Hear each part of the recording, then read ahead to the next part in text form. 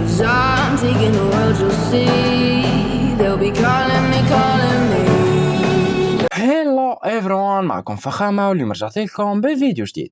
وكان سطير من كم يوم قامت شركة جارينا بتنزيل حدث جديد بلعبة فري فاير، حدث أسلحة شوتجن الإيفو. وداخل هذا الحدث بنلاقي 3 أسلحة كاملة كلياتها أسطورية. وبما أنه أنا مش معاي سكن للشوتجن طلقتين بحسابي غير هذا السكن يلي حصلته بالأكواد، قررت أني أرجع بذا المقطع وأجرب حظي وياكم في الحصول على هذا السكن الرهيب. فعشان تكتشفوا كم راح تكون تكلفة حرق هذا الحدث بالكامل وأيضا التقييم الحقيقي لأداء هذا السلاح بالجيم، خليكم متابعين هذا المقطع للنهاية.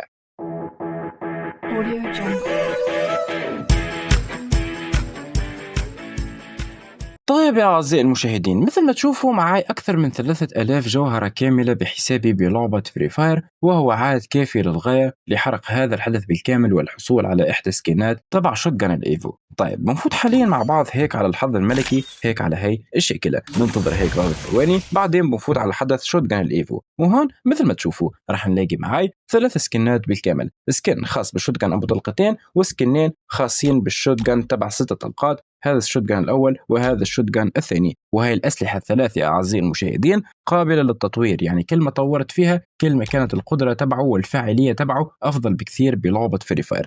طيب أنا مثل ما حكيت لكم راح أقوم باللف على الشوتجن تبع طلقتين لأنه حسابي ما فيه هذا السلاح. طيب بختار هيك وبختار هيك يا أعزائي المشاهدين، بعدين بسوي تأكيد لهذول الجائزتين الاثنين. طيب حاليا بننتظر هيك بعض الثواني لحتى تحمل معي. ومثل ما تشوفوا اللفة الأولى سعرها فحسب 9 جواهر، لكن أعرف أنه أنا حظي خايس، وأصلا أنا بما أنه بشحن كثير جواهر بحسابي عارف أنه الشوتجن ما راح أحصله إلا عن طريق اللفة الأخيرة. فعشان نكتشف مع بعض تكلفة هذا الحدث إجماليا خليكم تابعين المقطع. طيب بنسوي هيك اللفة الأولى ب9 جواهر، ونسوي كمان لا تذكرني مرة أخرى، نسوي هيك بعدين بنسوي هيك، حصلنا فقط على هذا التوكن. بنسوي هي اللفة الثانية اللي صارها 29 جوهرة، ونشوف شو راح يطلع معنا يا أعزائي المشاهدين. كمان طلع معنا هذا التوكن. اللفة الثالثة سعرها 49 جوهرة، وكمان راح يطلع معنا هذا التوكن. اللفة الرابعة سعرها 99 جوهرة، وكمان طلع معنا هذا التوكن يا أعزائي المشاهدين. اللفة اللي قبل الأخيرة سعرها قرابة 400 جوهرة،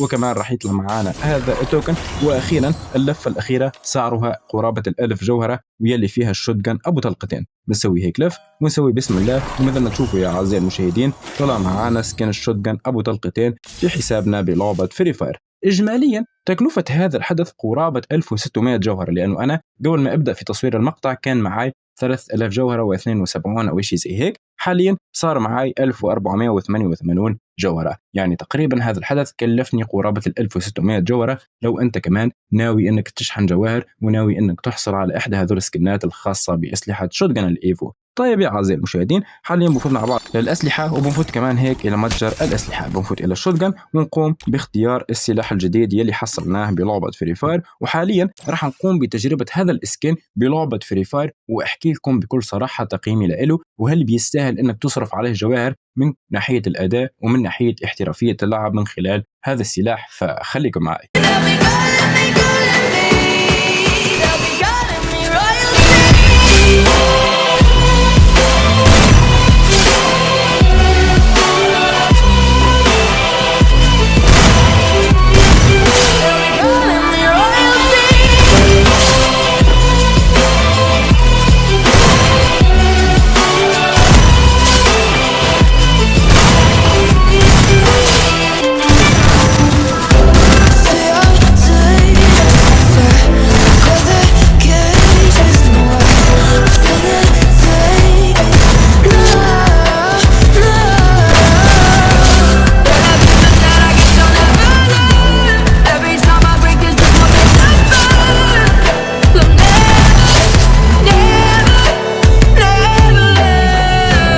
طيب يا أعزائي المشاهدين، مثل ما شفتوا اللقطات اللي تم تصويرها مؤخرا بلعبة فري فاير عن طريق سكن الشوتجن تبع طلقتين الخاص بأسلحة الإيفو، صراحة تقييم الشخصي له 9 من 10. سلاح كثير أسطوري، سواء من خلال الوان تاب أو من خلال البربرة، كمان فيك تحترف هذا السلاح وفيك كمان انك تجيب فيه كيلات. وخصوصا ملاحظة جد مهمة انه هذا السلاح لساته ما قمت بتطويره، يعني لو اطور هذا السلاح لليفل ماكس اكيد راح يصير في مستوى اخر للغاية، وراح يصير سلاح كثير رهيب راح يخليني احصل كيلات بكل اريحية داخل لعبة فري فاير. وكمان بنصحكم انكم تجربوا هذا السلاح، وبنصحكم ايضا بالشحن والحصول عليه داخل حساباتكم بلعبه فري فاير. وبس هون بكون بلغنا نهايه هذا المقطع تبع اليوم. اتمنى انه هذا الفيديو يكون نال اعجاب حضراتكم. لو انتم اول مره بتتابعوا هاي القناه انزلوا تحت اشتركوا وفعلوا زر التنبيهات عشان كثير في مقاطع اسطوريه في قادم الايام راح تنال اعجابكم باذن الله. وبس كان معكم فخامه، ملتقانا في الفيديو القادم.